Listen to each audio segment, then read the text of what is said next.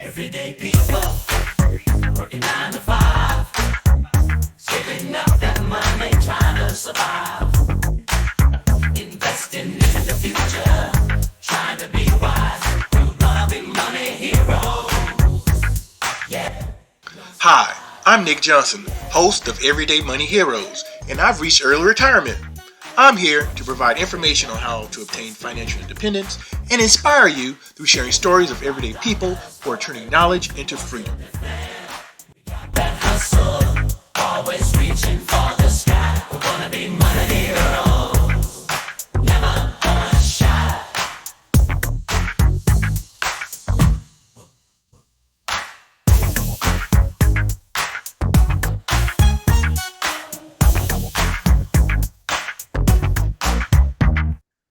Hello, everyone, and welcome to Everyday Money Heroes. We provide information and inspiration to people of all ages to take control of their financial journey. I am your host, Nik Johnson, and we have a very special guest here today. But before I get into letting you know who we have here today, I want to thank everyone for tuning in. We want to ask those individuals who have not subscribed to subscribe. I want to thank those who have very much. Also, if you're listening to us on a podcast platform, if you could give us a follow there, it will be greatly appreciated as well. So with that being said, let's talk about our guest today. Our guest today is Maggie Tucker. Maggie Tucker is someone who's mastered the art of intentional living, financial independence, and storytelling through audio. We're excited to have her here. She's a podcast veteran who first captured the hearts of listeners as a co-host of the wildly successful Friends on Fire podcast. Maggie helped publish 200 episodes, reaching over 400,000 downloads before closing that chapter and launching her next venture, Inside Out Money.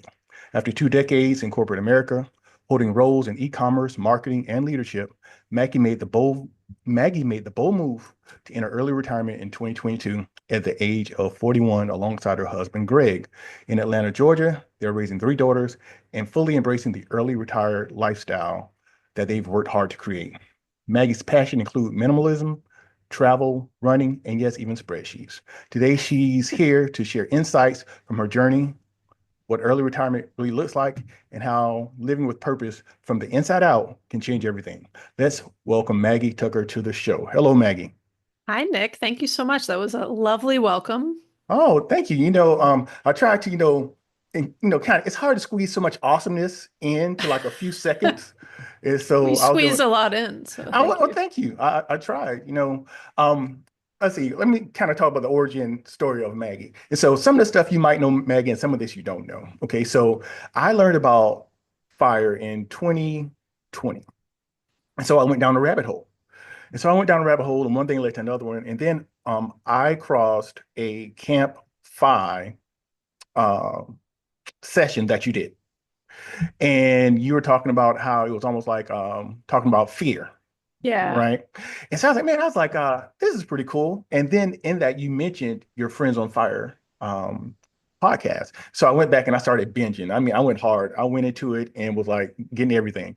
And so literally I got to the point where I got current and I was excited. I was like, Wow, okay, I that's was like, impressive. and this is what happened. Like literally as I went through it and I caught all the episodes, called, let's say 200 episodes, like I realized that like at one point, like you either I think you might have been at like the FinCon in Orlando, maybe, It and wasn't Orlando. I think it was New Orleans, maybe maybe. maybe New Or no, Orleans. yeah. Or I wasn't Um, at Orlando. You might have been, but okay, it was some FinCon event that you were in, and I had went to it, and I missed you some kind of way. I think and I was like, man, I was like, uh, I missed her. I was like, I could have reached out, and so then when I finally got current, I realized that you like, hey, we're shutting it down, like boom. But then you talked about Inside Out Money, and literally what happened is that I went in, started following you there, but then what happened, as life would make it, we ended up at the same Camp FI. And but before that, we actually did finally Penny Mike Rose introduced us at yeah, a didn't I FinCon. first meet you in New I want to Orleans? say it was Like New it was in the Orleans. hotel lobby. I like It remember talking. was. Yeah, you were there with your family. I remember talking to you in the lobby, and then I Yes. got to like talk to you more at FinCon. I mean, Yes. sorry, at Camp At Camp Fi. FI. Yes, Yeah. because we actually played basketball and you were a ringer. You said that you Oh didn't really play a yeah. lot of basketball. I was like, no, you either play a lot of basketball or you're a ringer. Well, I played in high school, so I was like, I'm maybe, I'm not like Ah, terrible, but I'm not oh, awesome okay. either. But you guys were, that was like a hardcore group. That was fun. I forgot about that. Yeah, it made me realize how bad a shape I was in. I need to like tighten Yeah, it up.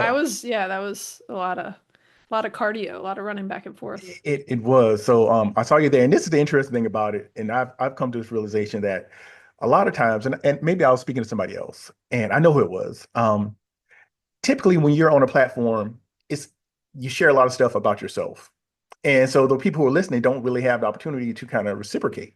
And Mhm. so what I kind of have to do is not come off as stalkerish. Like when I've like listened to somebody's I listen to somebody's stuff and I'm like, hey, and like all this, like, yeah, Maggie, I know your husband Greg, he got daughters and other stuff. Like, yeah, he's like this person kind of stalkerish. So I always try not to come off as stalkerish to people like if I'm like a No, fan of yeah, this. not at all. But we did a meetup in Atlanta recently, like our first one, and it was really cool. A bunch of listeners came out, excuse me, and people said the same thing that they were like, I feel like I know you really well because I've listened to, hundreds of episodes.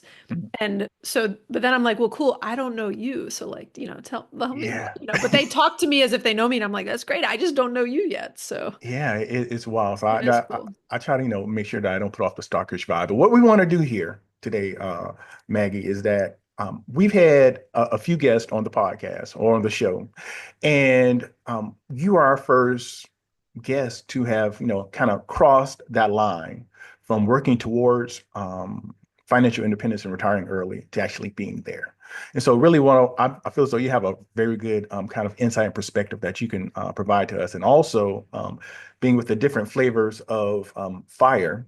I know that there is also a flavor of fire, ma'am, that you have coined, right? And I don't think you get enough credit for it. Go ahead. Let the people know. Did you, did you just, was this just from this week's podcast? You know what? Or have I told, Well, a couple times. Well, is it first of fear? all, Is it fear fire? it is Fear Oh Fire. yeah. Yes. Okay. So you did talk about it recently, but then you talked about it at Camp Fire.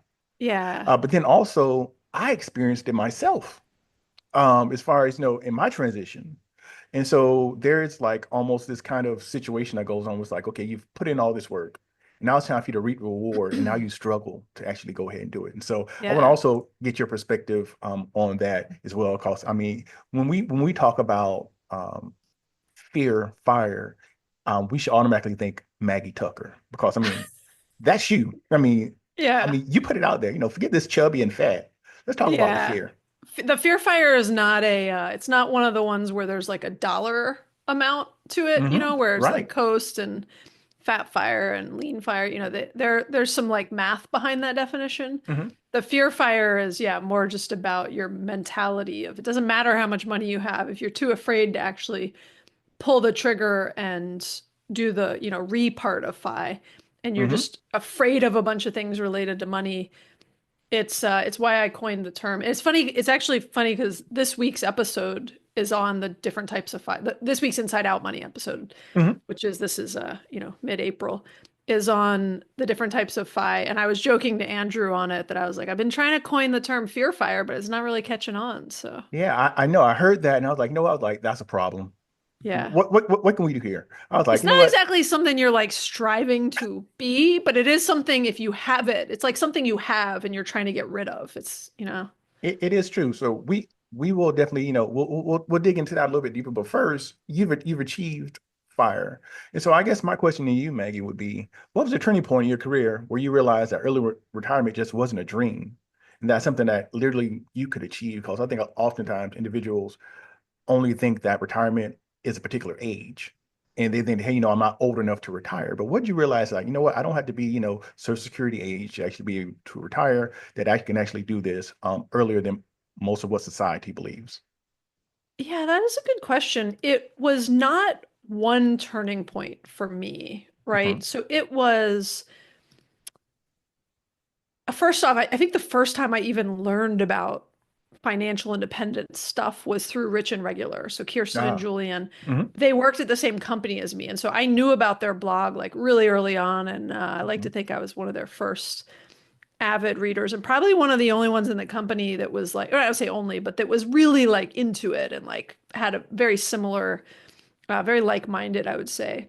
hmm But for me, it wasn't just one turning point. It was really a slow build. There were, when I really go, there's not like a moment I can identify, but there are definitely, I kind of did at some point identify three things that I would say converged over time hmm that really motivated me to want to do it and gave me like the push I needed to actually do it. Hmm.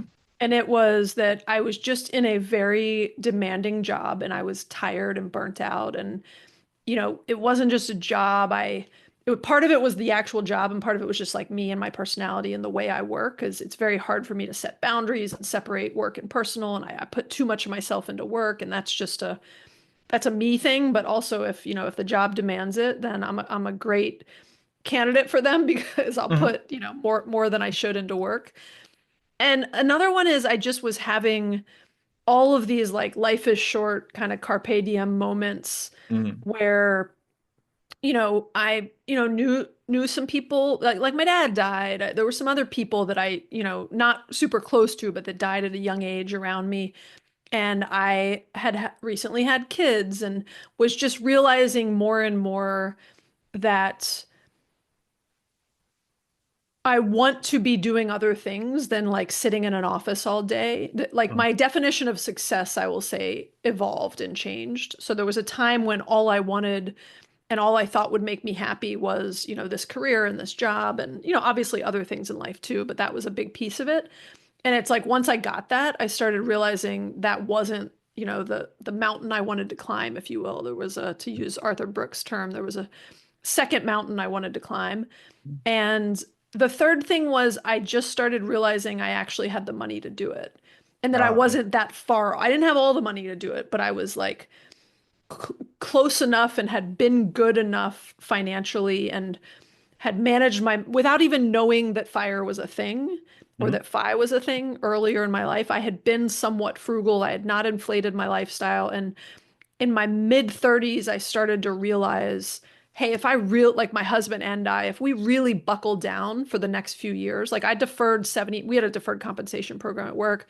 I deferred 75% of my salary for a Oh, couple wow. years. Okay. That was a huge, extra propellant Hmm. financially. And so I just realized, like, my husband and I both realized we're pretty close to this. If we really like buckle down and focus on this for 3 to 5 years, we actually could like hit a number that we feel good about. Mm. You So it was know, like those three things happening. yeah, as I shared with you, Maggie, I learned about fire in 2020. And so I too, my wife and I were very frugal, spend very intentionally and things like that. And we believed in investing in the stock market and things like that. And so I ran the numbers. I was like, you know what? I was like, we're not really far away from that as well. And so I'm almost like, I'm thankful that I learned about it later in life without actually having, like, I had I had the behaviors that I need to have Yeah. without knowing the destination. Because if I knew in my 20s that I could possibly retire like in my 40s or late 30s or 40s, I think I might have gone crazy, like stuck in that messy middle, you know? That's a really good point, honestly. I had not really thought about it that way, but that is a great point. Yeah, I think I might have become overly obsessed about it and Yeah. like almost like not as focused on my career in a way, or like Mm. focusing on the wrong things for the wrong reasons. Mm. And, a lot of people always ask me if I would have like done the timeline differently, Mm. and I certainly have a lot of thoughts on that. I think it's very dependent upon, people's lifestyle and goals and kids and just many things. But I'm like almost glad I didn't have to make that choice, right? Right. To your point, I was very focused on my career, and for, 10, 15 years of those 20 years, I was like really slogging away and I had my head down and I was just working a lot and very focused on my job because I cared about it, because I took pride in what I did and I did enjoy it. And yeah, I think if I had known about fire at a young age, like I'm not sure what I would have, how that would have changed things. But I'm not actually, to your point, I'm not actually sure it would have changed things for the good. So it's Mm. an interesting point. Yeah, that's definitely the case. And I know you made reference to a life is short moment. And my life is short moment is literally I was sitting, I had been, very diligently working. And I remember I had a garbage disposal that had went out. We had just built our house and like something happened with the garbage disposal and it was under warranty. So I had another one to come back. And they shipped it to me. And I was like, hey, I'm going to get around to, changing the garbage disposal. And I remember sitting it in the pantry. And kind of, life went on and everything else. And I remember I went back and I was in the pantry looking for something. I was like, hey, there's a garbage disposal. I was like, man, I need to go ahead and replace this thing. And the date was on the top of the garbage disposal when it got delivered. It had almost been 3 years, Maggie. Oh, wow. I was like, You're gonna say a few months or something. Wait, you didn't have no. a functioning garbage disposal for that long Yeah, too? yeah. I was just like, we got to the point where like we really Yeah. weren't using it a whole lot, and I was like, well, Yeah. I'll just bag it up and like take it out every night. So that's kind of Yeah. what I got used to doing. And I was like, well, I'm not goofing off. I was like, I'm not sitting up gaming. I was like, I'm working hard. I was like, I don't have time. Like, I knew it was like an hour, maybe 2 hour job. I'm Yeah. like, I don't have that kind of time in my life, and that's why I just realized I was like, I was like, I got to do something different. Yeah. And that's really was Interesting. like my life is short kind of moment. So Yeah. that was it. So it needs to say, I did change it out, but then I actually ended up just snatching the whole garbage disposal out because I didn't like I didn't like it. But hey, I did do that. So you had this kind of a collection of turning points or situations that happened that got you to realize that, early retirement wasn't just a dream. But, and now this is kind of where the fear fire kind of comes in. It's difficult to walk away from a steady paycheck. And especially when you're to a point, especially in your professional career, where you may have had like, what, I'm a VP, I'm a director.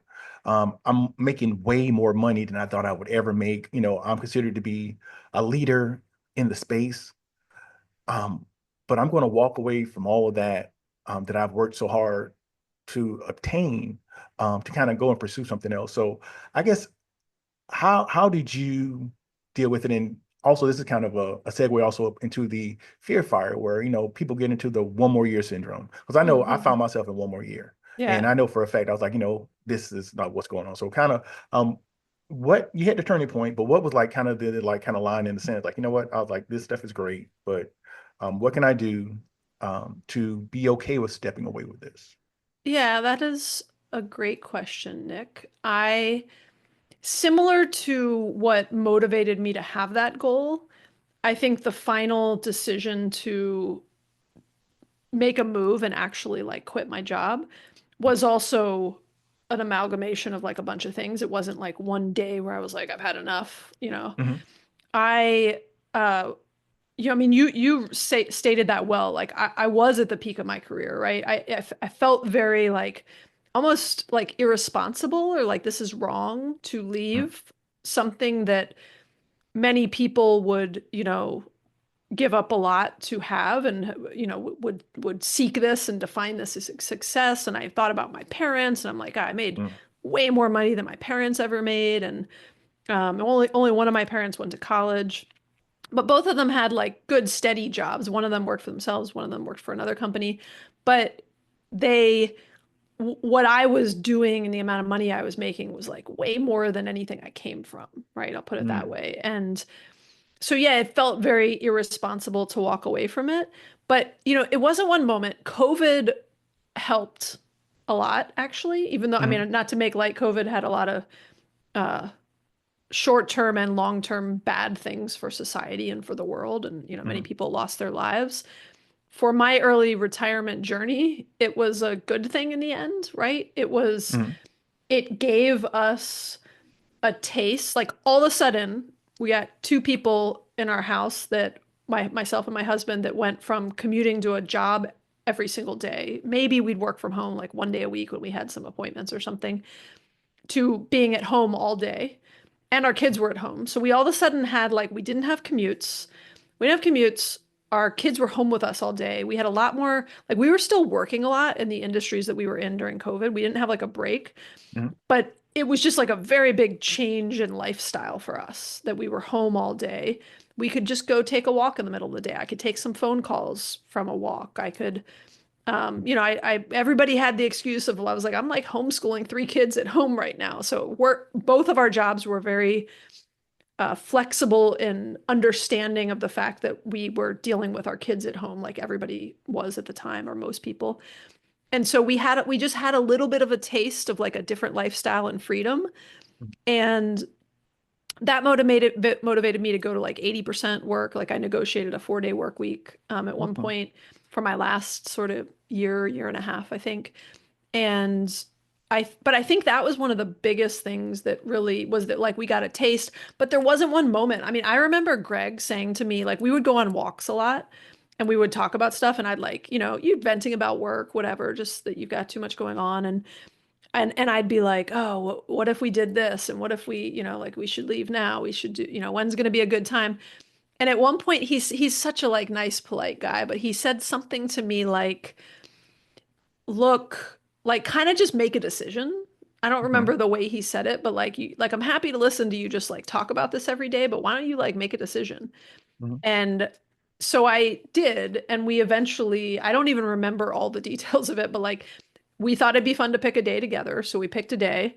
It was the day before his birthday because he wanted to be able to say 43 instead of 44. So Okay. we were going to do it around like before summer, anyways, before our kids were out for school for the summer. And so we picked May 6th, 2022. And I gave like 9 months notice at work, which I don't recommend, Okay. but we knew from that day. I mean, I know that we had a date in mind, Mhm. and one of the reasons but I like waffled on that date for like a year or 2 years. I had one Mhm. more year syndrome, so like Right. I had kind of hit a number I felt comfortable with a year or two before I actually left. Mm. Okay. And I kept hoping somebody would like push me out. Like even during COVID, I was like, could I get laid off? Like, Sweet severance. yeah, some people, yeah, I was at a level where it was a very nice severance package if I had gotten Uh-huh. laid off. It was like a Yeah. year's salary. And I was like, that'd be nice. Yeah. And I even like at times when they were doing layoffs, I was like, hey, people knew I had this podcast, like my early retirements, uh, Hmm. dream or whatever plan was not a surprise to people. I had already had a number of discussions internally. So I was always like, like you don't need to lay off someone else who like wants their job. You could lay me off. But it's just not the way layoffs work at a big company. It's based on Yeah. the role and my role, unfortunately, was not one that was in an area that, could be Hmm. cut back on. And so anyways, so there wasn't one moment, but eventually I just like put a date down, Hmm. and then we started working towards that date. And that was, the more people I told, like once I told work, I was like, okay, well now Uh, this is like yeah. real. I It's gotta getting do it. real. Yeah. Yeah. It's getting Yeah. real. But I I, was very afraid. Even once Mhm. I set a date, I always was like, oh, is this the right thing? Am I doing the right thing here? Yeah. It's those unknowns. And I know one of the things that really pushed me because I did the one more year. And then what happened is that literally I had a Christmas Carol moment. And what my Christmas Carol moment was is that, you get the ghosts of Christmas past, present, and future and all that stuff. Yeah. Somehow or another, I had a situation in my head. Um, I had to talk to young Nik. I was like, do you remember young Nik, the guy who was like Mhm. responsible and like he chose not to like go out and like get turned up and like he took like smart ones and like brought his lunch to work and everything else, all the Mhm. sacrifices that he made. Yeah. How would I tell him that once we got to the finish line, he was afraid to cross it? Yeah. It's a good point. I mean, on that point, there was a point, I couldn't tell you the day, but sometime in that last year before I retired, where I became more afraid of not doing it. Right. Mm, And I sort of flipped. I think I talked about this in that Camp FI presentation of my fear was all these other things of like, what happens if I need more money? What happens if, and all these things, there's like answers for every fear. right. You could like put a dollar amount on that fear Mm, and answer it to make your self feel better of like worst case scenario, here's what I do if that happens. And then mm, you realize it's not so bad. But I started becoming more afraid of not doing it because I'm like, my kids are getting older. Every day I'm sort of, like dragging my heels on this decision and not taking the plunge. My kids are getting older and it matters less and less, right? There's a yeah. time when, not that it doesn't Mm, matter if you don't have kids, but I do have kids, and part of our goals and priorities were to actually be more available and present for them. And we were like, and their timeline in our home is running out. So it's like now or never. And I did shift from my fear being about leaving my job to not leaving my job and not having the next X amount of years present with my kids and our moms who are getting older and needing more help and things like that. yeah, it is it's not easy, but as you said, when you look at everything in totality, you really have to look at, okay, am I more afraid, like you said, of staying or going? Yeah. And even the situations about is there enough money, like you say, okay, if you kind of if you're off on your numbers, you can always go pick up a part-time job or Yeah. you know Yeah. I'm reemployable in many ways. yeah, and you can augment kind of what you're doing to get to a point where you're able to retire early. You have a particular set of skills, very marketable skills, Yeah. and so you can always go out there and do some short-term employment or something of that nature if you so desire. I know as far as fears, someone asked me recently about the stock market and the way it had really dropped. And they're like, hey, how are you feeling? about the stock market. And, do you regret, um, kind of saying, hey, you know what, I can step away from work. And I said, well, I was like, this is one thing I've learned. I was like, if I trust the numbers to tell me that I can stop working, I have to continue to trust the numbers. I can't Yeah. all of a sudden now. I mean, I can't tell you the number of like, simulators and Monte Carlo and everything else that Yeah. I did to do it. And at some point, you just gotta trust the numbers and understand that this isn't necessarily an outlier, and just know that things will go up and to the right, Yeah. over a Long series of term. years. Yeah, Yeah, I totally agree. that's definitely it. So, Maggie, we have you're in retired life, and so I have to ask you, what has surprised you most? Either something you didn't expect to enjoy as much, or something that you find more challenging than you anticipated. Um, I I mean maybe a couple things. Okay. So I'm gonna write this down because you know me, Nick. I'll go off track and It's all right. This is a who safe knows where I'll space. who knows where I'll end up. I know it's a safe space, but it's like a finite space. I could be here for 2 hours. So I got you. um I think maybe the two biggest things were everything I was afraid of didn't come to fruition. Okay. So when I think about, I was afraid of like, am I gonna run out of money? And again, I'm only 3 years in, but I see that I have more money now than when I retired and I'm not That's making great. money. So, Okay. and even with the market down, I'm still up when you Mm, zoom out. And so, and things like I was worried about like losing my identity of that job I created and that title and like what I did for a living and that being a big piece of my identity didn't wasn't a big deal. I was afraid I would regret it. That was one of my biggest fears that I would be mm, like that, oh, this was the dumb, what did I just do? mm, And so I think one of my biggest learnings is like I don't regret it. And I haven't of all the feelings I've had over the last 3 years, and I've had a lot of feelings and mm, I got a lot of time to process my feelings. I've not once regretted it, you know? mm, I certainly like miss coworkers. There's certain elements of work I miss, but I've never regretted my decision. mm. And that's probably one of my biggest learnings. Like of all the things I was afraid of, I'm on the other side and there was nothing to be afraid of. No. Wow. And the second thing I would say is, Parkinson's law I do. Hmm. that it's not out yet, but we just recorded a podcast on this in like time. Mm. So Parkinson's It law expands, is, right? yeah, I always sort of misquote it, but that time,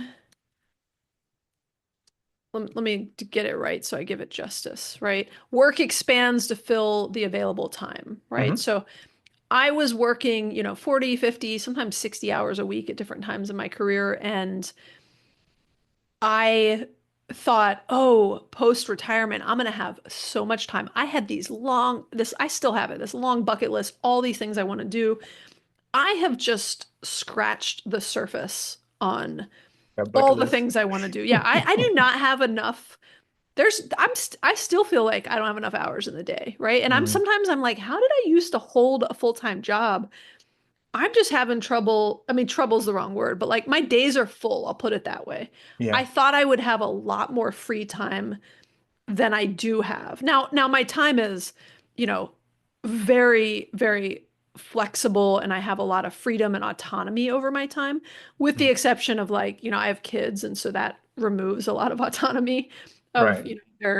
I certainly could tell them no, but like, they need rides places and like that's one of our Yeah. goals and priorities is we want to be available for them and they're all in their teenage years, so Mm. they have a lot of social plans and they're needing rides all over the place. And we like Right. to be there and available to provide that for them. I'm like a, Uber driver and I'm an unpaid Uber driver, Unpaid. unpaid and underappreciated Uber driver.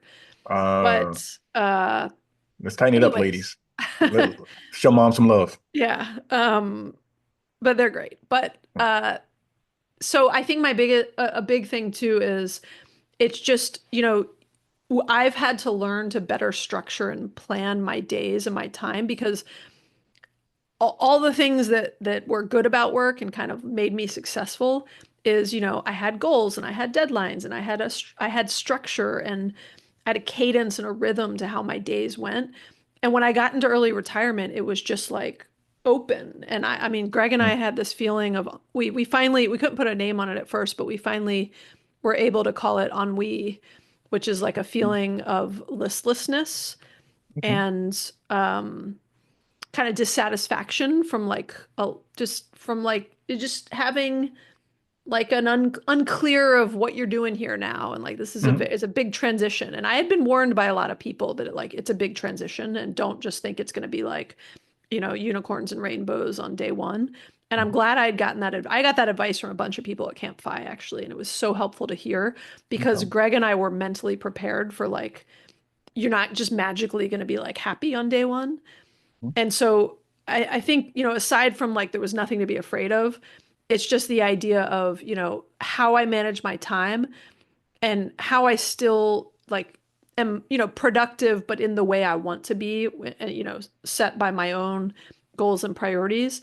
It takes some management, right? It's not just magically happening. And my days are really, really full Mm. in a very different way than they were when I was working, but I'm not just like sitting around doing nothing all day trying to figure out what's next.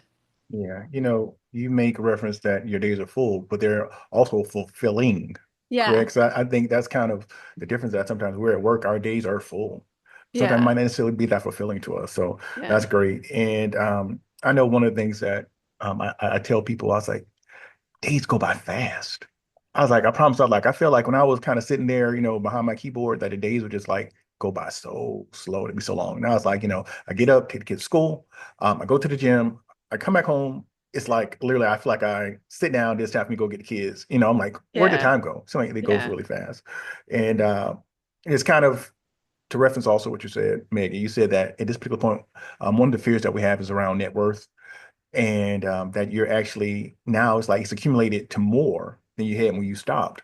And one of the sentiments I've gotten from many people who have stopped, they all say, you know what, I probably could have did this, a few years sooner than what I Yeah. did, and but the thing is that, ultimately they did it, and that was really Yeah. great. And So, if that's what, if, I mean, to me, I don't even regret when I did it because, like, peace of mind wise, like, mhm, having those extra couple years, like, they give you a lot of padding. And, like, when there's times like this where the market's kind of rough, yeah. I don't feel as bad about it. And Mhm, so it's sort of like you are where you are, and you could go back and kind of, re-engineer it all, but you can't really. So there's no point in spending too much energy thinking about what if, mhm, unless someone's asking me for advice. I mean, that's the point where I can start to kind of better orchestrate and engineer like what I would do if I was redoing it. But mhm. I still feel, I mean, even the people with one more year that finally took the plunge, it's like they took the plunge. So great. Just Yeah, celebrate that just and do it. enjoy the extra money you have. Absolutely. Kind of talking about this fear, you have a great post on your a blog that you have. And I'll link to that down in the description of this video or down in the podcast where we are. And you really go through, you break down a lot of it and just say, more or less this fear that people have, the concerns that they have. It's more of a pit stop than anything else. And it's Yeah. extremely important that, we understand that that's just, just like we talk about the messy middle, that's just a snapshot in time, Yeah. where we should be willing to go ahead and get past that and go and reap the rewards of our discipline. Yeah. Exactly. Yeah, absolutely. So I'm going to ask you one last question here, Sure. Maggie. We like to give our listeners a call to action. And so we could have someone who is looking or listening to this. They may not have anyone in their sphere of influence or in their life that has actually retired early. And they might say, hey, is this possible? Or you got somebody who's stuck in the messy middle, who's trying to, kind of keep trudging along to get to that finish line. Kind of what can an individual do who doesn't know anyone? And I try not to dump too many questions, but I'm going to ask you a couple questions. So I'm sorry for this. What can someone do? So this is a two-parter. The first Okay. part is what can someone do who doesn't know anyone who's actually achieved early retirement? And the second thing is to that person who just feels like they're stuck in a messy middle. Okay. Okay. Okay. If you don't know anyone, there's so many resources and people out there. So if you don't know anyone, I would start by going and find like go to a Camp Fi. If that's Mm-hmm. that's probably one of my biggest pieces of advice. It's a smaller, more intimate event. Hmm. I'm just a big fan of Camp Fi. Yeah, And they sell out quickly because they're they they're do. not big events, but they're all over the US. Hmm. And they have their first one out of the country this year. Might be right now actually. Yeah, Spain. And Nice. yeah, in Spain. Hmm. And but if you can't do that because maybe you don't have time, it's not super expensive, but you might not have the time and there might not be one really close to you. But you do have the internet likely. Mhm. And you can join, there's a ton of Facebook groups, right? There's local Choose Fi groups. I know you're pretty active in the Jacksonville Choose I Fi am. Yes, ma'am. group, Mhm. right?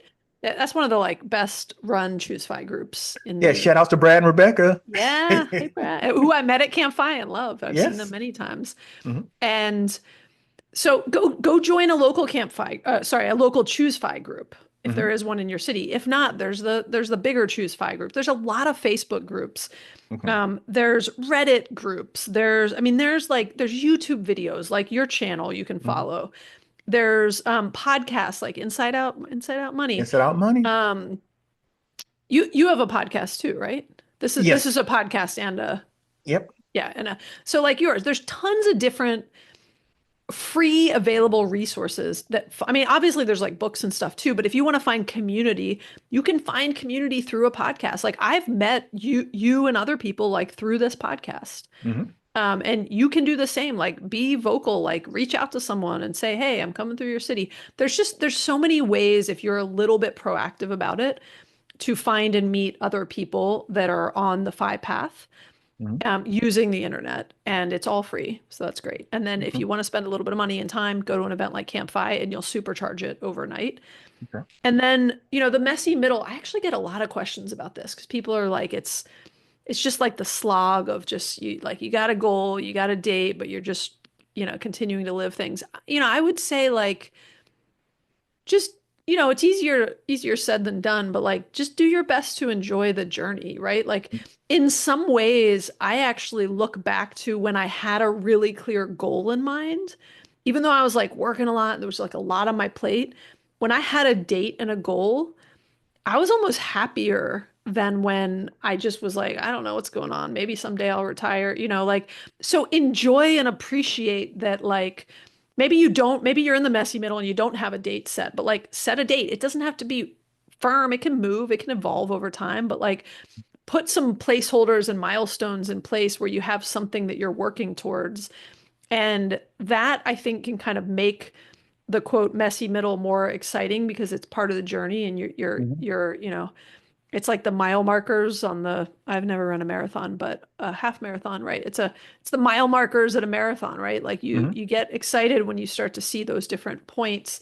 And look, if I, equate this to running a marathon, which in fairness, again, I've never run, but you like in the beginning, I bet it feels, I run short distances and like it Mhm. it doesn't feel like I bet you're not like when you're at mile 3, you're like, God, I got like 23 more miles. Like that doesn't feel good. You're already like out of breath and tired. But you kind of have to like be like, but I'm at mile 3 and I'm on the marathon. Right. So I would just appreciate the journey you're on Mhm. as best as you can and remind yourself that you're making progress, right? Like every day, you're on mile 3, like you're going to hit mile 4 in 10 or 20 minutes, right? Mhm. And then you're going to hit mile 5. And so I just think the mindset piece is so important. And so back to the like community, find other people that are in that messy middle with you that you can Mhm. become friends with and, not just commiserate with, but like, find some motivation with Mhm. and listen to different podcasts. And I think YouTube videos are so fantastic. I think between podcasts and YouTube videos, and then like books also, but I really like podcasts and I really like YouTube videos. They're free. There's just like something about everything, right? There's so many like niche topics Mhm. that you will find people that are similar to you and that you can relate to or different than you if you're trying to kind of, stretch your view of things. And I think listening to those people and learning from them can really help you on that journey and like help keep you motivated and help let you see other people who are either where you're at or have been where you're at Mhm. and engage with them, right? Don't be afraid to like leave a comment, ask a question, tell them you really appreciated the video. Mhm. And yeah, I Yeah. think there's a community aspect to both of those questions that are very helpful. Yeah, no, I completely agree. And community is important. And that's why even when you say, hey, go out, listen to a podcast, look at a video, um, go and if you can attend like a campfire. And one of the things I told me and my wife was discussing is that, we find so much value in campfire that we didn't want it to be the cost, even though it's extremely extremely well affordable. priced as far as Yeah. like what's Value, charged. it's a It's good value for your money. it's Yeah. yeah, it's very valuable. We didn't want that to be a hindrance for anyone, so me and my wife we decided to sponsor some people for next year. Like we're going to Oh, sponsor that's so some people who nice. want to go to Yeah. Campfire, so we were going to do that.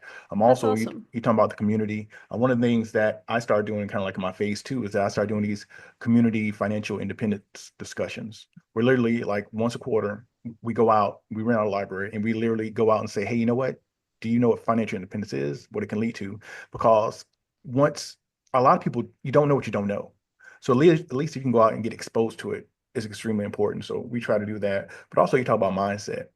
And you can believe something. It's like either you believe that you can or you can't, you're right. I think Yeah. I can't remember who I can attribute that to.